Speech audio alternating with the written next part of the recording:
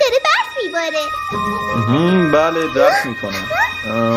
اما اول آدم برفی درست بسیار کنه. خوب. نمیشه خودم عزیزم. فردا میام اونجا و ببخشید عزیزم. بیا بریم یه آدم برفی نمیتونم ببینم. برو کنار. لطفا نگران نباشید.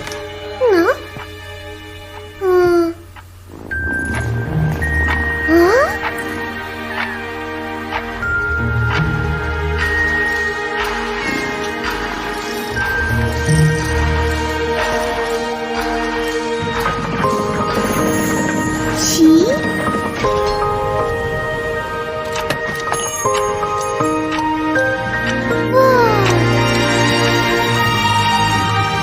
هی! اینجا دیگه کجاست؟ خوش اومدی سن درست سر وقت رسیدی. منو میشناسی؟ البته تو میخوای یه آدم برفی درست کنی مگه نه؟ بله ولی چطوریه؟ این چیه؟ اون زمان از دست رفته است و اینم زمانیه که پرواز میکنه.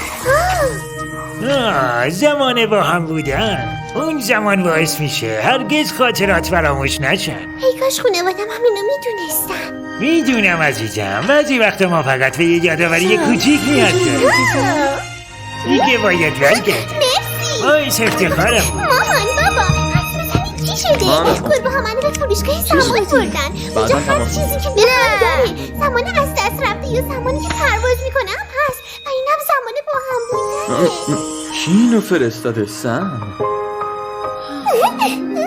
خیلی خوب بچه ها اینم از این خیلی همینطور عزیزم عالی شدی.